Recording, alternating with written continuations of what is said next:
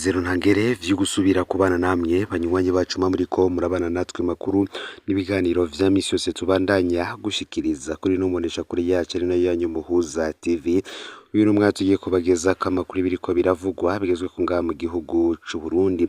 Na makuru tugiye kugaruka kuri vyinshi bitandukanye cane cane mu yarabana n'igisata c'umutekano, aho ingabo z'u Burundi kuri ubu ziriko zirakora ibikorinka muri Somalia. Kuri ubu rero ingabo z'u Burundi ziheruka gushikiriza leta ya Somalia ibindi bigo vya gisirikare. Ingabo z'ishiramwe ry'ubumwe bwa Afrika muri Somalia, Union Africaine, zaraye zishikirije igisirikare ca Somalia ibigo bitatu vya gisirikare mu mugambi wo kuva muri ico gihugu ku yindi ntambwe vyitezwe ko uherahezwa mu mpera z'umwaka uza. Uwo mugambi uvuga ko mu mpera z'uku kwezi kwa gatandatu abasirikare ba Union Africaine bashika 2000 bazoba bamaze kuva muri ico gihugu ca Somalia. Gusubiza ivyo bigo bitatu vy'igisirikare vyakozwe n'ingabo z'u Burundi kwabera hitwa Adare, Mirtaka na Haji Ali mu ntara ya Mido Shaber. Ibigo vyasubijwe bikaba vyagenzurwa n'ingabo zihagarariye amahoro z'igihugu c'u Burundi. Gushika ubu muri uno mwaka abasirikare ba Union Africaine bamaze gusubiza ibigo vya gisirikare bitandatu, bitanu muri vyo bikaba biri mu ntara ya Mido Shabelle.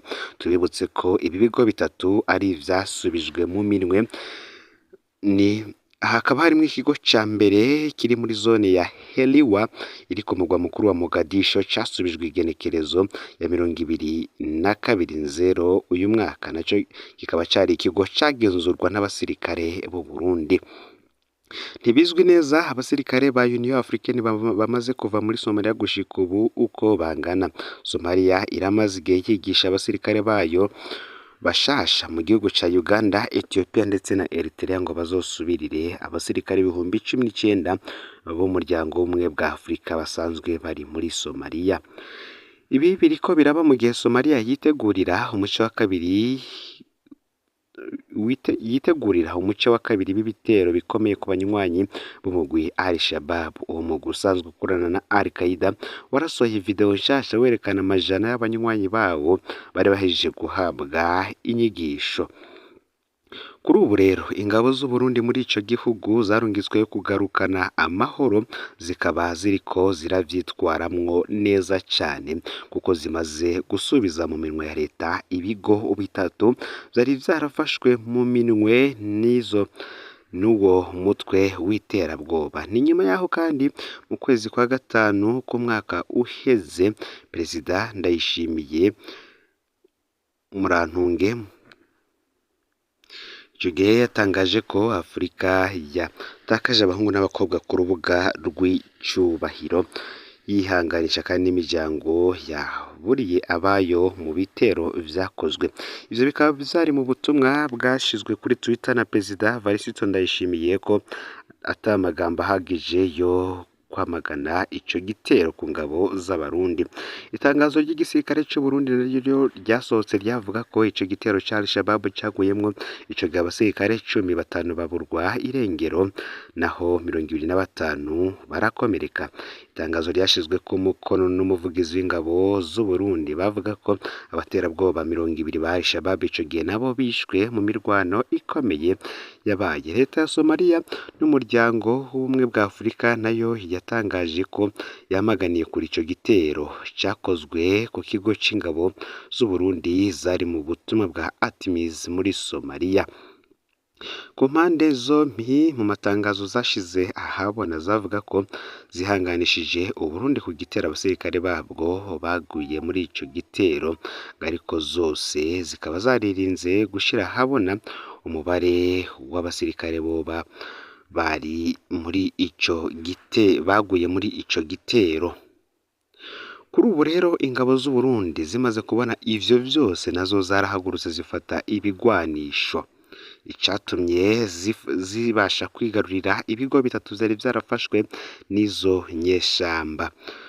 Kuri ubu rero igisirikare c'u Burundi naco kikaba kiri cararungitswe muri ico gihugu kugira ngo kigarukane amahoro nyene mu guhasha izo nyeshamba. Kuri ubu rero ibintu bikaba biriko biragenda neza cyane. Nako kandi hari amakuru yashizwe ahabonaho ngo hari iminsi ihera benshi batondeye igitoro.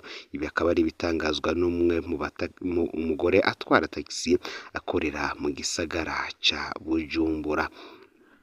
Mu modoka za taxi amajana zo ku mugwa mukuru w'ubutunzi w'u Burundi Bujumbura, kubona itwarwa n'umugore ntibimenyerewe na gato. Bishoboka ko hari uwutarigera abona n'umwe. Claudine Nimbona, umugore w'imyaka 34, yubatse afise abana batatu, n'umwe mu bagore imparurwa bakora ako kazi. Basanzwe rero twamusanze ku gituro ku isoko bita kwa Siyo, narindiriye kuronka umukiriya.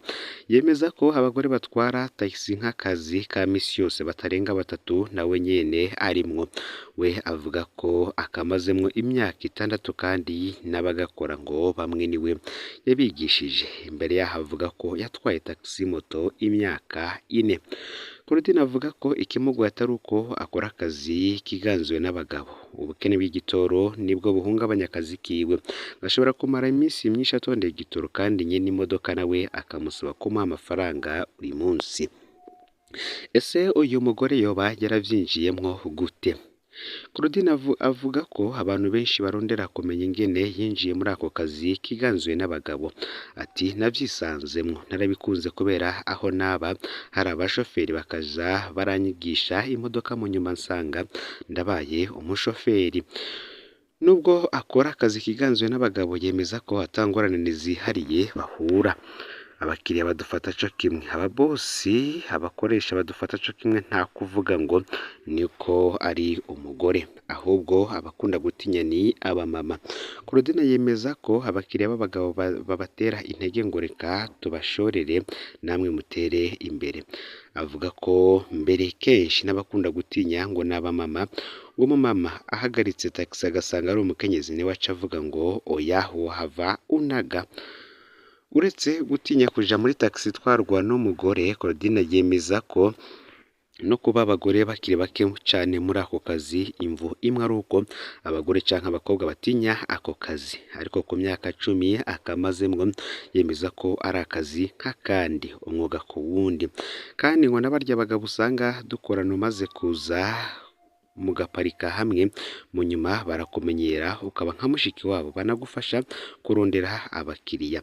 Gusa ngo yibaza ko hari n'ababura uburyo bwo kuja muri ako kazi, harimo kuronka impapuro zikenewe na cane cane urupapuro rwo kugendesha imodoka ruri mu zizimvye cane mu Burundi, rugurwa ibihumbi 100, hatari imwe yo gutanga mu bigo vyigisha kugendesha imodoka imbere yuko uja gukora ikibazo co kuruca, aho ukagenda wijaniye imodoka.